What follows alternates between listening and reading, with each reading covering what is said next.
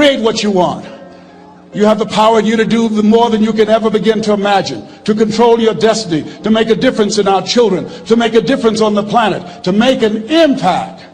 Let us say together, it's me. And let us say together, it's hard. Say it like you know it. Say, it's hard. Ladies and gentlemen, it's hard. There are people who have seen their retirements taken away from them by the corporations that they work for. They were within 2 or 3 years of retiring, and they had it taken from them. The number one entrepreneurs in this country now are senior citizens. The number one employer, number two, McDonald's and Walmart. And there's nothing wrong with those jobs. I guarantee you those people did not have a plan to end up living their lives at the end of life with those types of jobs. And they didn't have a plan like you have, and while you're investing in yourself, not to. And it's hard. There are people making choices between purchasing prescription drugs or paying for gas or a mortgage note. It's hard when you're working on a job for 20 years, 30 years, give them some good years, and then they come in and tell you, we've downsized. In other words, you're fired. And then you have to start all over again. How many of you know it's hard? Raise your hands, please. It's hard. And it's not fair. One of the things I like about T. Harv is he talks about work and investing in yourself. It's not fair when people are going up against that kind of stuff to tell them just think positive and be enthusiastic and everything will work out all right. Ain't that kind of party. It's hard. Life will put some knots on your head. I bought my first home for my mother. I was rushing, didn't know what I was doing, and I bought a home that had a lien against it. And they called me, Mr. Brown, yes, there's a lien against your property. We need $55,000 if you're going to stay there. Wait a minute, sir. I just bought this home. The guy told me there were no liens against it. I'm not the one that owe you the money. You should have checked that out, Mr. Brown. Come on. I called my attorney. We followed up. Yes, Les, there's a lien against the property. But he told me there were no liens. He lied, obviously. Oh, my God. He told me he wanted to help me because he admired the fact that I was buying this home for my mother and that he was adopted, and he identified with me. Les, he suckered you. He played you, man. So what? Well, would they take payment arrangements? What about $5,000 a month? They want all the money, Les. They want all the money, or you're going to have to get out. The house is going up for sheriff's sale. Do you have it? No, I don't have it. Can they give me some time? Tell them to give me 3 months, please. Give me 3 months. My mother's in her 70s, man. She has a bad heart. Don't do this to me. This is my dream. Don't do this, man. Please, let me talk to them. Les, I'm talking to their attorney. They don't want to talk to you. I've got to talk to the attorneys. Do you have the money? No. Will they give me 3 months? No. What about 2 months? No, Les. They want the money in 7 days. Oh, my God. Let me call you back. I'm not sure. And I walked the floors thinking, God, how could this happen to me? I got to figure this out. I've got to figure this out. And it seemed like the days were just ticking off. Thursday, I had to call them and let them know. They called me, Les, do you have the money? No, I don't. Friday, you have to leave. The sheriff will be there. You're going to have to leave, Les. They're going to take my house. What about my down payment? You lost it, Les. You lost it. Okay. I got to go. Yes. I prayed, Lord, please, if you show me that you're real, if you're really real, you think Paul worked for you, you haven't seen anything. Don't let me lose this house and watch what I'll do for you. I was trying to cut a deal. Have you ever tried to cut a deal? It's amazing how spiritual you get when you get in trouble. You know what I mean? When I was diagnosed with prostate cancer, I was going to bed with the Bible and the Holy Quran and science of mind and Joel Goldsmith, everything I could find. I was paying to Jesus, Yahweh, Melchizedek, everybody. I was calling on everybody. It's amazing. And here I was walking the floor at 3 o'clock in the morning, and I had to go and wake my mother up. I got on my knees and I said, Mama, I said, I need you to wake up. She said, what's wrong, Leslie? I can hear you walking back and forth. I'm not asleep, son. I said, there's something I need to tell you. She said, your eyes are red. Why are your eyes red? Because I feel so stupid now. Why? We got to move tomorrow. Why, Leslie? There's a lien against the property and they want $55,000 and I don't have it. And we're going to be set out tomorrow. We have to go back to Liberty City. So she said, it's okay. I don't like this house anyhow. I said, why? She said, because of my arthritic knees. It hurts my knees when I go up the steps. I said, and why didn't you tell me? Because you were so happy. I just said it because you were happy. I'll live in a shack with you, boy. I love you. It's not the house. I love you. I love all my children. I said, thank you, Mama. Thank you.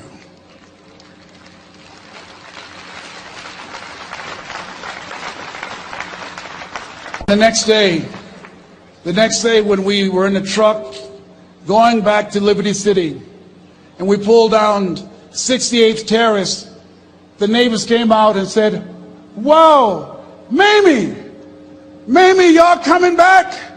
Are you back? Yes. What happened to the home your boy bought for you? Those boys you adopted. Leslie didn't do a title search. He made a mistake. And boy, I was so humiliated. How many ever made a mistake that you were just humiliated? Raise your hands. I was devastated. I was taking the furniture off the truck, and my mother came, and I was crying. And she said, boy, I said, yes, ma'am. She said, hold your head up. I said, Mama, I can't. She said, hold your head up. I said, why? Look what I've done. She said, it's okay. It's okay. You are going to make a lot of mistakes in life, young man. You're going to fail your way to success. You have nothing to be ashamed of. Keep your head up and take that furniture back in the house. I said, yes, ma'am. And I learned something from that. If you ever go through something, hold your head up. If you ever make a mistake, hold your head up. If you ever do something and everything goes wrong, life catch you on the blind side, hold your head up. It's not over. Goethe said, that which does not kill you will make you stronger. Hold your head up. Shake someone's hand on your right and left and say, hold your head up.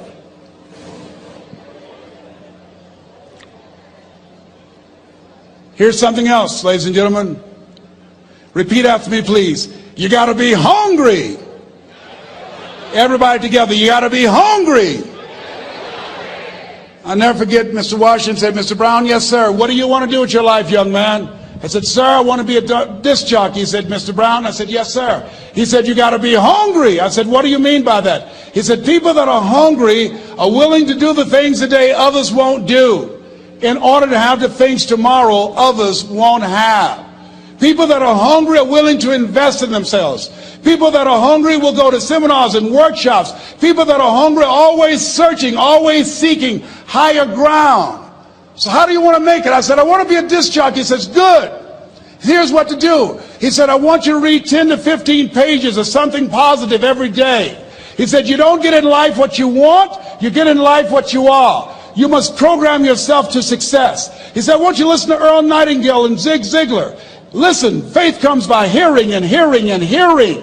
He said, I want you to change your relationships. And I don't want you to ever lose your hunger. I said, what do you mean by that? He said, people that are hungry are unstoppable. People that are hungry are no matter what people. They make it happen no matter what.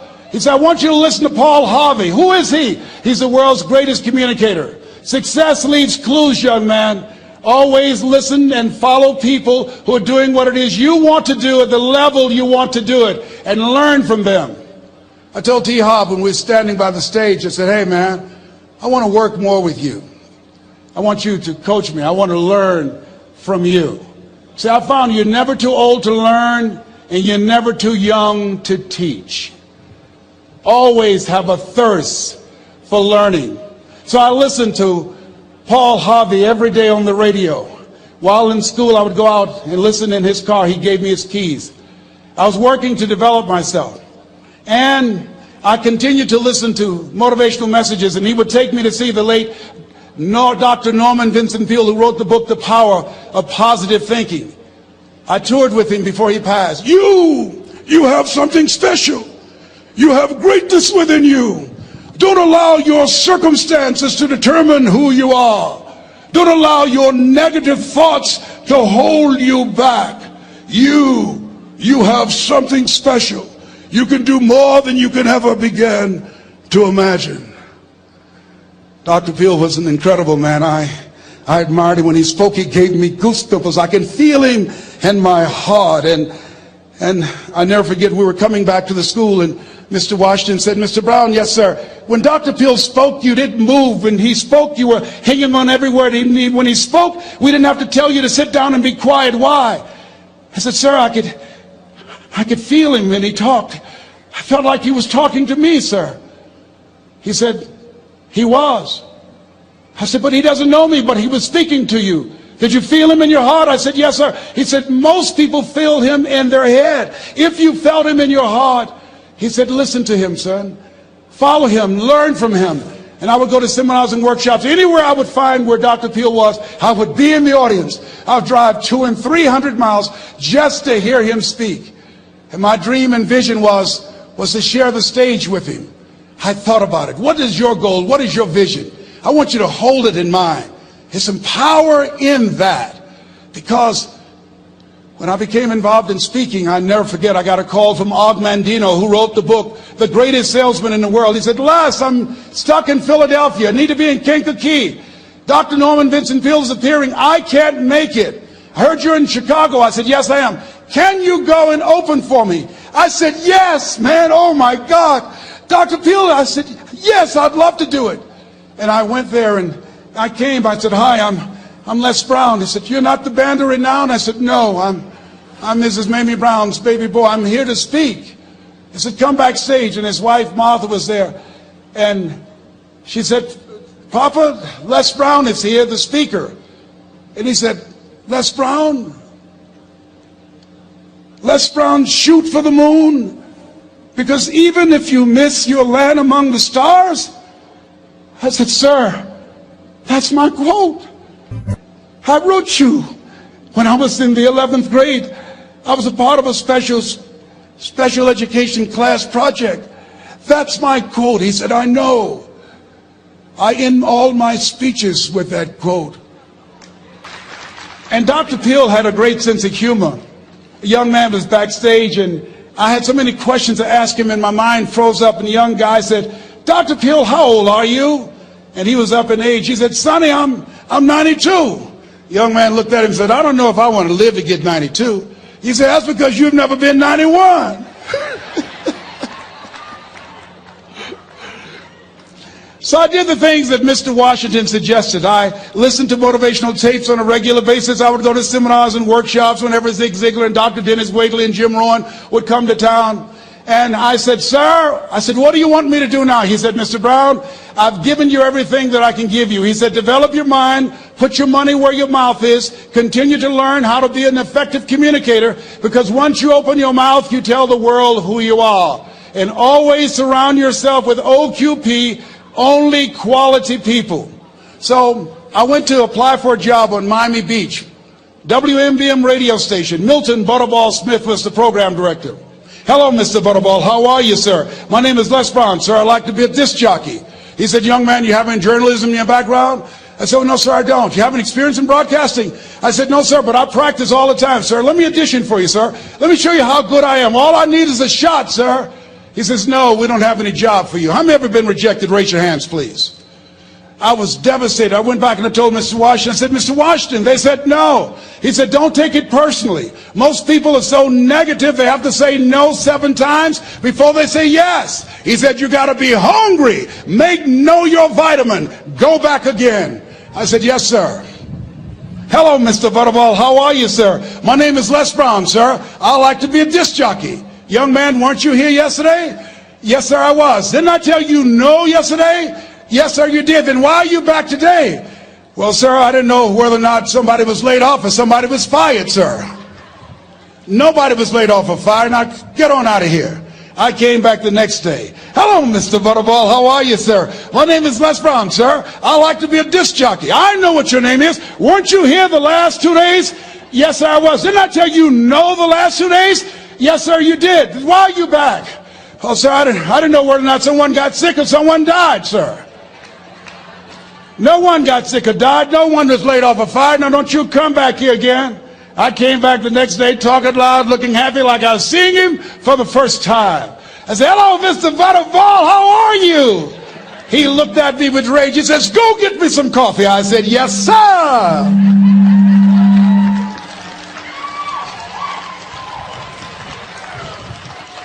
My favorite book says the greatest among you will be your servant. How many of you are serious about your goals and dreams? Raise your hands. Very good. Write this down. Provide more service than you get paid for. Provide more service than you get paid for. I go to a lot of seminars and workshops. And one of the things I know about T. Harv Eckert, when I was sitting in the class of Robert Ruapel and all of the other presenters, they hold themselves to high standards and they provide more information than anybody else in the industry, bar none. They hold nothing back because their commitment is for your success. And when you hold yourself to high standards, write this down, impact drives income. That's why you're here. Because the training, the seminars, been making a difference in your life. If they did not have impact, 200 or 300 people would be here, if that amount. Impact drives income. So I became the errand boy for the disc jockeys. I would go get their lunch and their dinner, and I would bring it to them in the control room, and I'd watch them working the control boards, knowing my time will come. Write this down. I expect to reach my goal. Yes, you want to operate with a spirit of expectation. I expect to reach my goal. So I started preparing for the next position. Never forget one quote that I heard. As you look at your life, you look at your goals and dreams. It's better to be prepared for an opportunity and not have one than to have an opportunity and not be prepared. If you expect to reach your goal, prepare yourself now. And so then pretty soon, the guys at the station, they begin to take a liking to me. Write this down. Build relationships. As you're aware, people deal with people that they know, like, and trust. And so they would say, Leslie, yes, sir. Come here, yes. Come outside. Who did this? Oh, your car? Yes. Who cleaned my car? I did, sir. I would wax their cars on the weekend, inside and out. How much do you charge? Oh, nothing, sir. I just wanted to help out. I was providing more service than I got paid for. I was building relationships. They said, whoa, look here.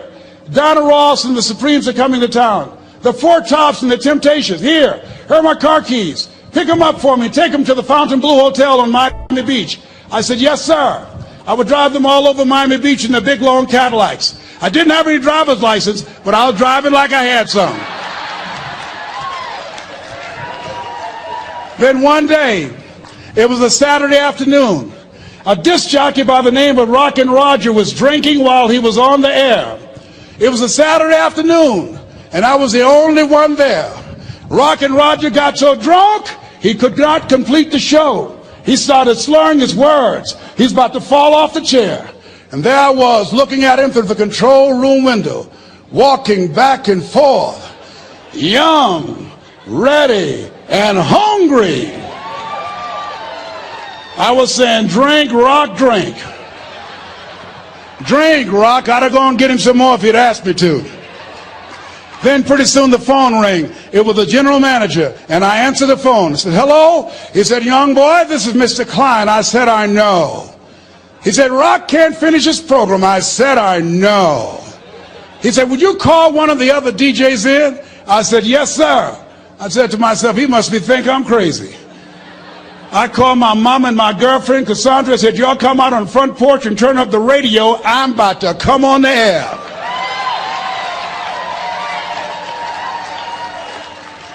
I waited for about 20 minutes, and I called him back. I said, Mr. Klein, I can't find nobody. He said, young boy, you know how to work the controls? I said, yes, sir. He said, go in there and segue the records, but don't say nothing here. I said, yes, sir. I couldn't wait to get old Rock out of the way. I put on a fast record. I said, look out, this is me, LB Triple P. Les Brown, your platter playing papa. There were none before me, and there will be none after me. Therefore, that makes me the one and only. Young and single, love Domingo, certified, bona fide, indubitably qualified to bring you satisfaction and a whole lot of action. Look out, baby, I'm your love man. I was hungry. I was hungry. Get old man a round of applause. I was hungry. I was hungry. You got to be hungry. Shake someone's hand on your right and left all around you and say, you got to be hungry. You got to be hungry. To get those dreams out of your head and step into your greatness, you got to be hungry. To get those ideas, that talent, that gift out of your system, you got to be hungry. To get up off the canvas of life and understand what Willie Jolly meant, that a setback is a setup for a comeback. You got to be hungry. People that are hungry are willing to do the things today others won't do in order to have the things tomorrow others won't have. How many of you got value out of what you've heard thus far? Raise your hands, please. Very good. I would like to leave this with you. I don't know what your goals are. I don't know what you want to do. Here's what I know about you. You have greatness within you. Here's what I know about you. I can help you to live full and to die empty. I can show you what I've learned. If anybody told me that I would be doing what I'm doing now, I leave here today, I go to New Orleans and speak there, then I'll be flown to Barcelona. If anybody told me, given my circumstances, born in an abandoned building on a poor section of Miami, Florida, called Liberty City, if both my birth parents stood up and said, hello, son, I would not know either one. Being labeled educable mentally retarded, put back from the 5th grade to the 4th grade, failed again when I was in the 8th grade, no college training. Anybody told me the principles that I would teach you, that they would have the impact that it has had on my life. This Les Brown that you see, I did not know he existed. And I tell you that you have greatness within you. You have the ability to do more than you can ever begin to imagine. I define motivation as the desire to achieve that which you believe to be worthwhile. And many people go through life never getting in touch with their greatness because of the lack of motivation to push themselves, or because they have not found something that they believe to be worthwhile to challenge them. I heard a poem once that said, many a flower has bloomed unceasingly and wasted sweetness upon the cold desert air. It's translated, that means simply that many a talented persons have gone unnoticed, and the world never had a chance to be exposed to their talent because that person did not take the time to begin to express or to demonstrate or to motivate themselves in the direction to bring that which they came into the universe to bring. How can you measure your motivation? How can you evaluate where you are on a scale of 1 to 10? Let's do this for ourselves mentally. How do you rate yourself from 1 to 10? Your mental attitude about yourself, how you feel about you, how you feel about life. How do you rate yourself on a scale of 1 to 10 in terms of your physical appearance, in terms of your health? Do you take care of yourself? Are you allowing yourself to get overweight and out of shape? Are you conscious of your health? Are you watching the food that you take into your body?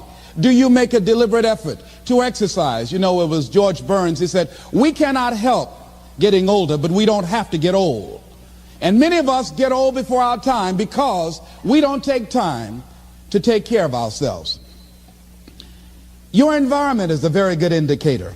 On a scale of 1 to 10, is it what you want it to be?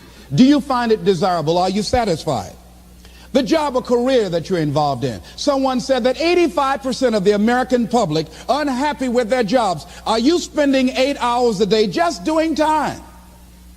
Doing something that you don't find challenging, that does not make you stretch mentally, that does not stimulate you, that does not inspire you.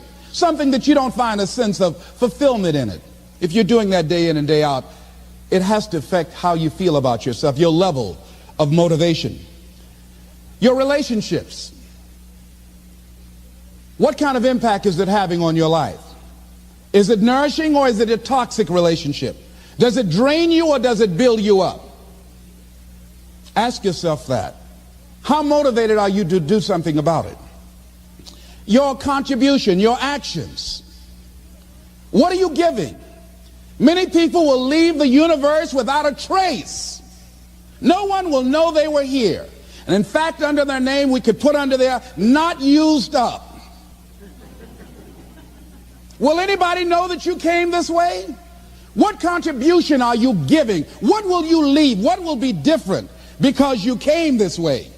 Someone once said that life is our gift to us that God has given us, and how we live our lives is our gift to God. What kind of gift are you formulating?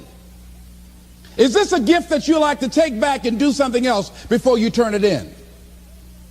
Think about that. What can we do? What are some of the keys that we can begin to use to motivate ourselves when our batteries run low? Because I don't care who you are, I don't care what you do, at some time you are going to get tired. At some time you're going to get in a rut. Seem like nothing you do works out right. And sometimes it just seems like you just don't have the wherewithal or the will to do anything. That sometimes you act like you're punch drunk. You're just wading through life, just doing time day in and day out, looking at non-discriminatory television, anything that's on, just looking. And depressed, feeling powerless, feeling useless, and bored.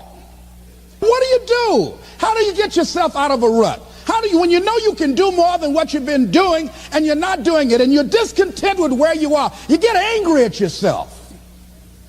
How do you get out of that rut? How do you motivate yourself? One of the things that we must do is that we must be involved in working on achieving self-mastery. You must work on yourself continuously. Never be satisfied with yourself. Always know that as you invest the effort and time on you, that's the greatest ability that human beings have above animals. See, a dog can't be anything but a dog. Tree can't be anything but a tree. Human being, you've got unlimited potential. You can put effort on you, and by concentrating on you and developing you, you can transform your life wherever you are right now. So you want to work on yourself. You want to read books that inspire you and motivate you. You want to listen to tapes over and over and over again. And I suggest that you listen to tapes when you first get up in the morning. You want to control the spirit of your day. When you first wake up in the morning, your mind is operating at 10.5 wave cycles per second. That's when the subconscious mind is most impressionable. Whatever you hear in the first 20 minutes when you wake up, that will affect the spirit of your day. When you listen to tapes, listen with relaxed belief. Believing that this can happen for you. And by listening to them, listen to them over and over and over again, and you will get a breakthrough. You can listen to the same tape for months, and all of a sudden you hear something you never heard before. It have a special meaning for you. Or read the same book over again, and you find some special insight. You said, I can't believe I didn't see that the first time. So you want to be involved in developing yourself. Most people won't do that. Most people won't take that kind of effort and invest that kind of energy in themselves because they will fall prey to that conversation within. Oh, don't do that. You don't have time. You're too busy. You're too caught up in the rat race. Most people won't do that. Well, they won't take time to go to lectures. They won't take time to go to seminars. They won't take time to go to classes to improve themselves. And as you continue to work on yourself, you will begin to expand your vision of yourself. You begin to work towards self-mastery. And you will begin to see it reflect itself in all the dimensions of your life, your mental life, your physical life, your social life, in your relationships, your monetary life. So concentrate on developing yourself. Because if you don't, I guarantee you that you will make a settlement. And most people have.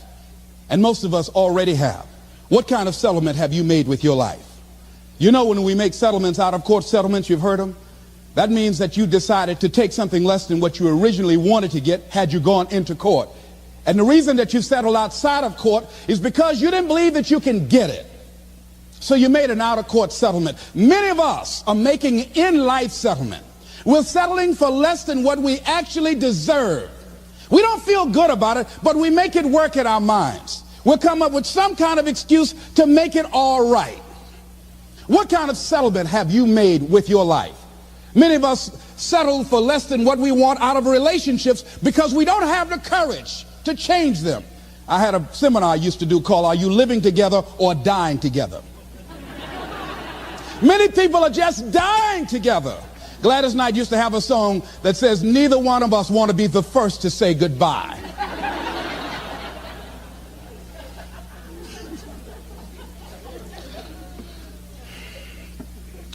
The next thing is, in order to begin to find some keys to self-motivation to drive yourself, in addition to working on yourself, and as you work on yourself, you feel good about yourself, and as you feel better about yourself, you treat yourself differently. Develop a health plan. See, you can't feel well and do well if you don't have good health. You can't perform if you don't have your health. Your health is valuable. Develop a health plan. A plan that you will follow, because this is the only vehicle that you have to carry you through this experience called life. And you want to take good care of it because you love you enough. You care enough about you. And that's not easy. It is not easy having a health plan and sticking to it. But you're worth it doing it again and again and again. I have lost 22 pounds several times. I always do it. I love potato chips. People who know me know I love M&M peanuts. I love peanut butter and jelly sandwiches. I love my mother's sweet potato pie. I love this. It's not always on my health plan, but I put it on there sometimes. I said life is too short to go without sweet potato pie. If I go tonight, I want you to slip a slice of sweet potato pie in my casket. And watch the smile on my face. Next thing is, as you take care of yourself, the next key is keys to motivation, to self-motivation. You want to live life with energy and passion. You want to make a conscious effort to be lively. See, in life, you either saying hello or goodbye. You either on the way or in the way. Leave dead people alone. Some folks just walking around looking sad. How you doing, honey? Stay away from these people. Just go away from them. It affects you.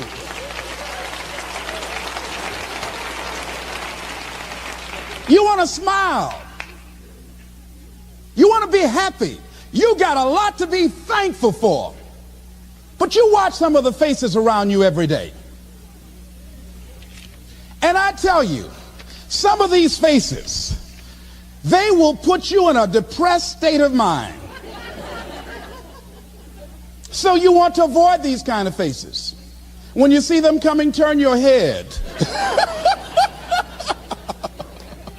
Next thing is that you want to monitor your inner conversations. The things that you say to yourself. You want to watch them, and in watching them, you want to take charge. A friend of mine told me this evening, and she did it excellently. She said, I didn't want to come tonight. I was feeling so depressed. And I said, I'm going anyhow. See, that was the conversation. Oh, you really don't feel like it. You really don't need to do it. You don't really need to read anything. Forget all that. That's that inner conversation. Oh, you don't need to worry about trying to go into your own business. Forget that. You can't do that. What if you lose everything you've got? That inner conversation that stops you from doing the things you want to do less, don't do that. How can you possibly think about being a motivational speaker? You don't have the contacts, you don't have the money, you don't know the right people. You're going to get up there and your mind's going to go blank. Forget all that. You remember that time you got up before some people and you panicked? You stood up and your mind sat down? Don't you remember? And I said, yes. And then I said, shut up. So you've got to learn to stand up to yourself inside yourself and short circuit, override that conversation that's always going on. 85% of what that conversation will tell you is negative. It's negative. It will tell you you're tired when you really are not tired. It will tell you you can't do it. It will fill you with fear. So you've got to watch that conversation. And when you find it going on, you've got to stand up to it and say, I'm going to do this anyhow. I'm afraid, but I'm afraid not to do it. And I'm not going to let you stop me. The biggest challenge that you will have in life is you. There's an old African proverb that says, if there's no enemy within, the enemy outside can do us no harm. The next thing that is a key to self-motivation is that you've got to ask yourself, what do I want out of life? What do you want out of life? What do you want out of a job? What do you want out of a career? What do you want out of a relationship? What do you want? What gives you your life? How will you know when you got it? What will make you happy? You need to know. You need to start asking yourself some questions. What do I really, really, truly want? You need to be exact about that. Don't be vague. Oh, I just want to be happy. That's too vague. What will make you happy? How will you know when you got it? Zero in on it. Be exact. Be specific. And as you do that, that will stimulate that superconscious mind or the reticular activating system of your mind that will begin to find those things, to identify with it. And once you begin to determine that which you want, take the time to write it down. Don't just think about it. Write it down. That is a subjective process that engages the subconscious mind. Write it down. Once you write it down, read it 3 times a day, morning, noon, and night. Why is that important? Because what it will do, it will cause you to focus. It will cause you to concentrate. When that other conversation is going on telling you what you cannot do, telling you all of the impossibilities and all of the obstacles, your concentrating will begin to create a larger vision within yourself, and you'll start looking for and seeing some new opportunities. You start creating some openings for yourself. As you begin to read that every day, day in and day out, that will make you focus. That will discipline your thinking. And you'll get all kind of creative ideas. As I talk to you right now, being involved in this immersion process, you're going to create some openings for yourself. You're going to get some ideas. You're going to feel your adrenaline flowing, and you're going to think about something, some idea you had. And you say, I want to go back and I'm going to look at that again from a different vantage point. Not from the level of the problem of the obstacles that I encountered, but from a higher vantage point. Because what you will begin to see and to know as I talk to the higher consciousness within you, that you are powerful, that you are a miracle worker. And that inner conversation has conditioned you to believe that you are not. And as you begin to discover the truth of who you are, whatever challenge that you're facing in life, and if you're living, you're facing some challenge, you'll begin to know that you're powerful and that you're a miracle maker. So as you begin to write down exactly what it is that you want, read it every day. The next thing is, see yourself there. How will you feel once you get there? What will the experience be like for you? What will be different? What kind of person do you have to become in order to get there? Visualize yourself there, living the experience. I remember when I ran for state representative in Columbus, Ohio. And I had a lot of people telling me, and you got to watch not only the conversation within, but the conversation without. Telling me, Les, you can't possibly win. You can't do that. And I went down to the legislature, and I saw myself. I knew what I wanted. I saw myself in the chair. I pointed out the chair that I wanted. I used to go and sit up in the galleries and watch the legislative process. I used to go to the committee meetings and listen to legislation being introduced. I learned how to write legislation, how to amend legislation. I started thinking like a legislator, got up every day dressing, thinking like that, selling myself on it, seeing myself in the legislature. Mr. Speaker, I'm the gentleman from the 29th House District. I'd like to introduce a bill. I went in the legislature, walked around. I had the experience of it. And when I ran and won against overwhelming odds, they were shocked. I won the election even before it was held because I was living it in my mind. You want to see yourself beyond your circumstances. You got a challenge, see yourself beyond your challenge. See yourself with the challenge already resolved. And knowing that all is well, seeing yourself in control and in charge of your destiny, being healthy and happy. The next thing is, it is important in the area of motivating yourself, it's important to know why you're doing it.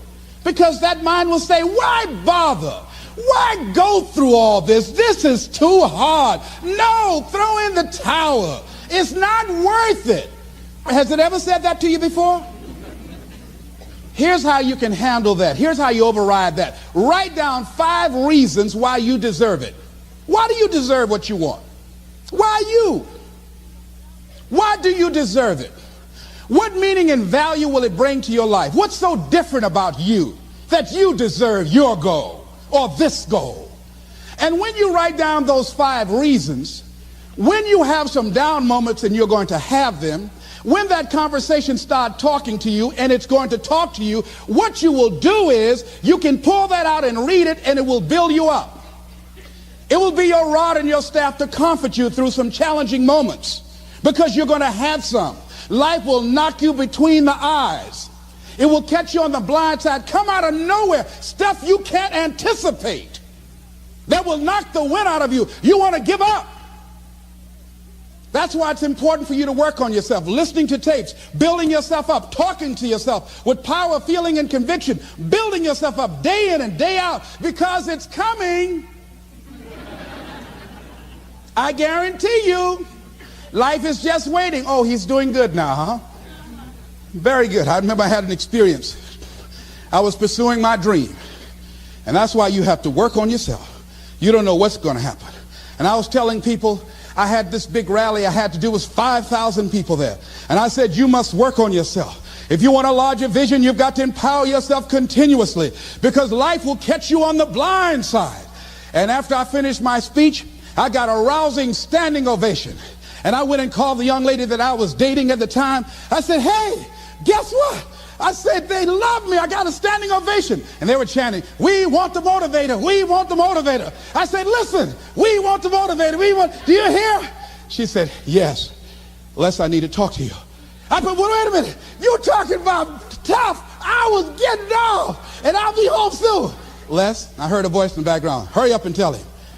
Who's that?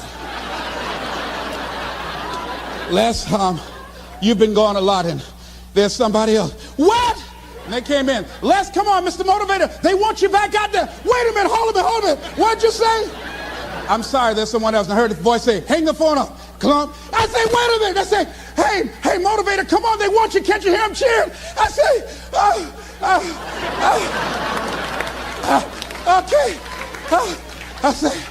I say, when you working on a larger vision, I say, you got to really work on yourself, because life will catch you on the blind side.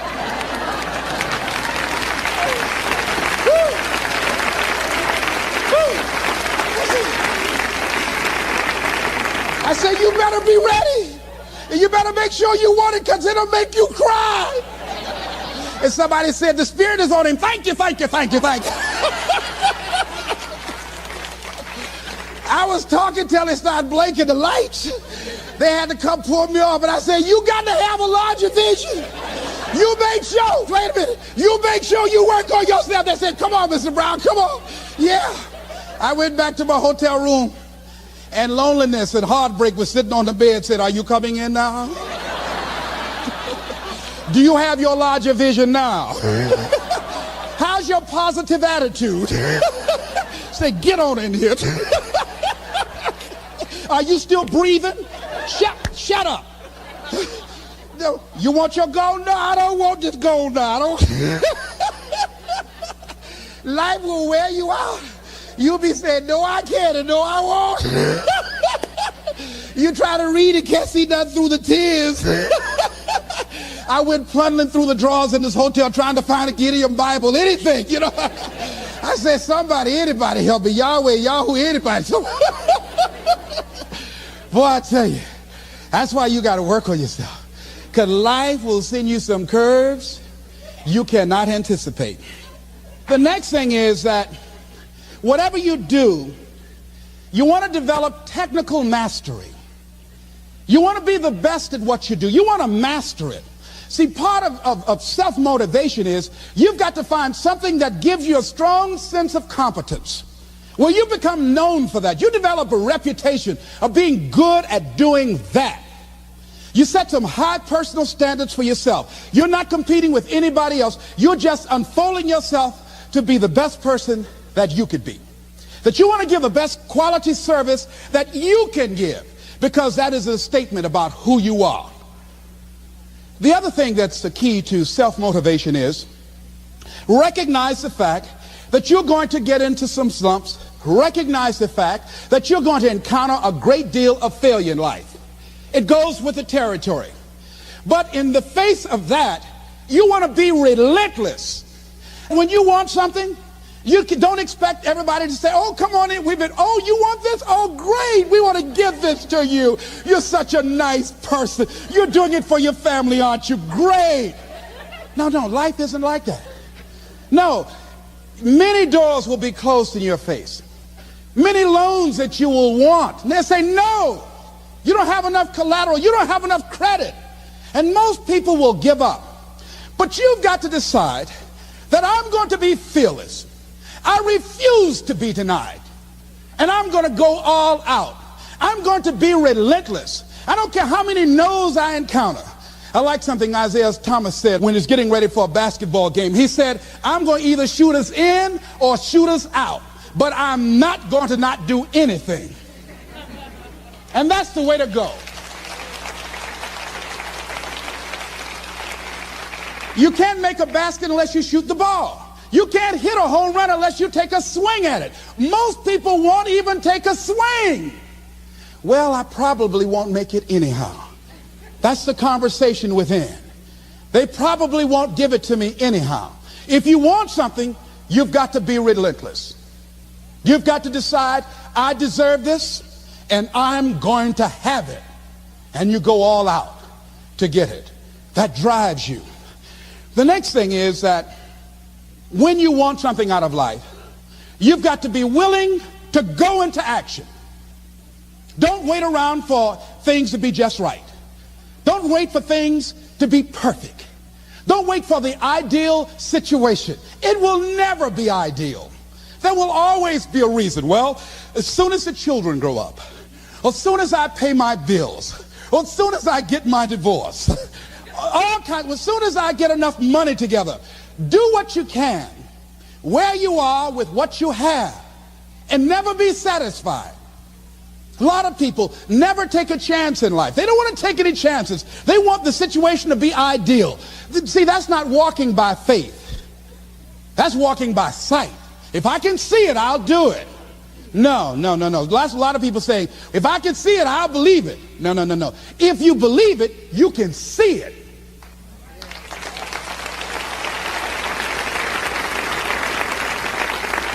And don't be disturbed because no one else can see it.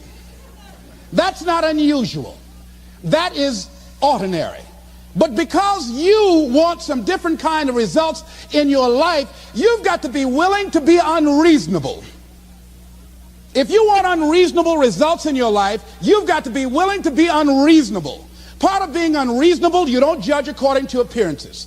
Part of being unreasonable, you can see it because you believe it.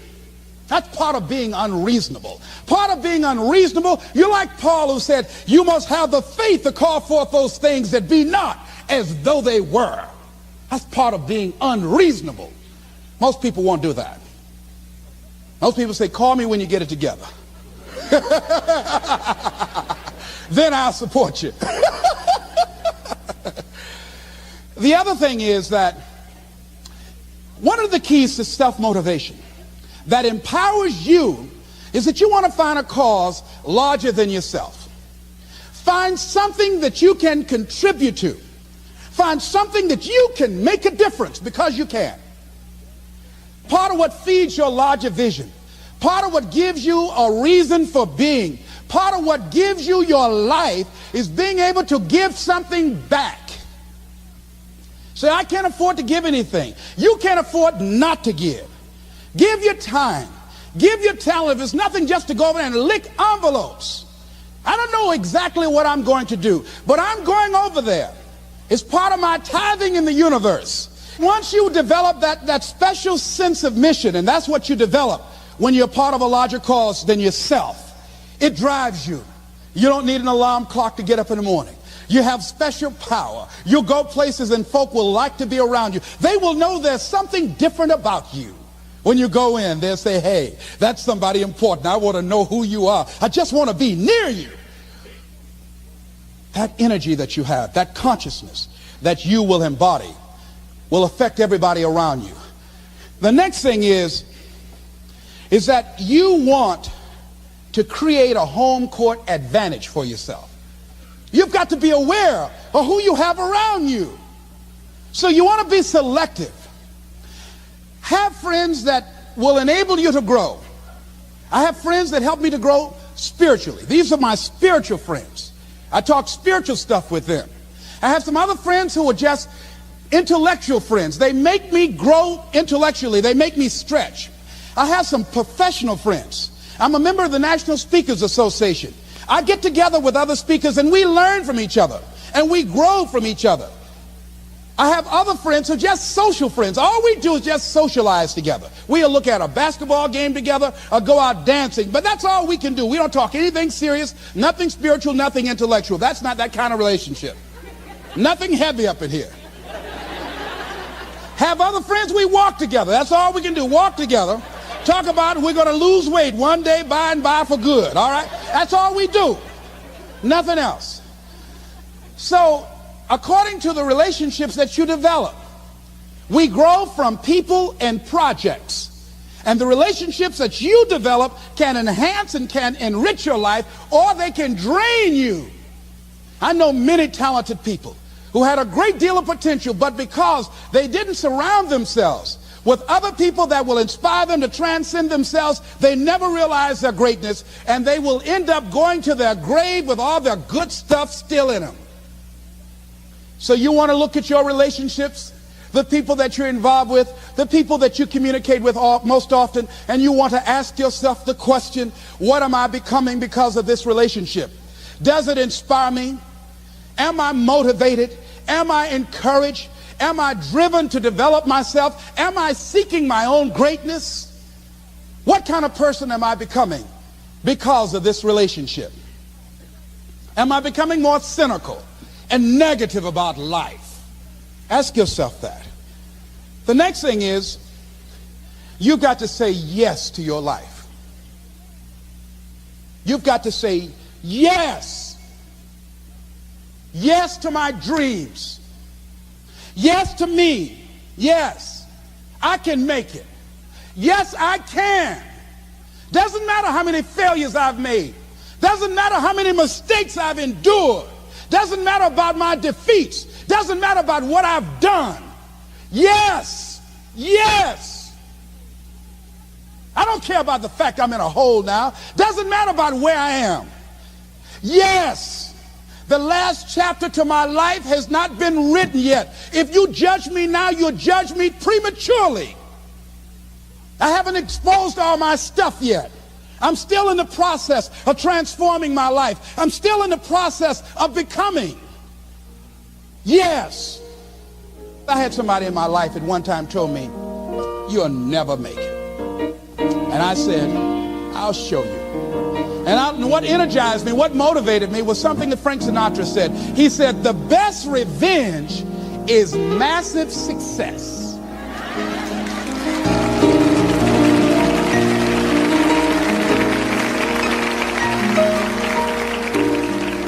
I'll show you. You just watch my smoke, as old folks used to say.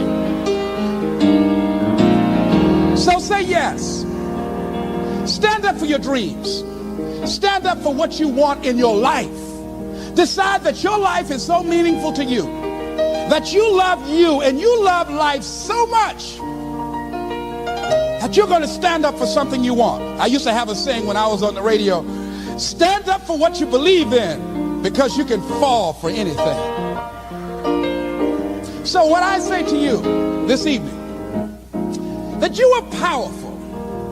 You have miracle working power in your life right now. But you've got to work on yourself. You've got to develop yourself. You've got to talk to yourself day in and day out, selling yourself on you and on your potentials. And you've got to know that you are worth all of your effort.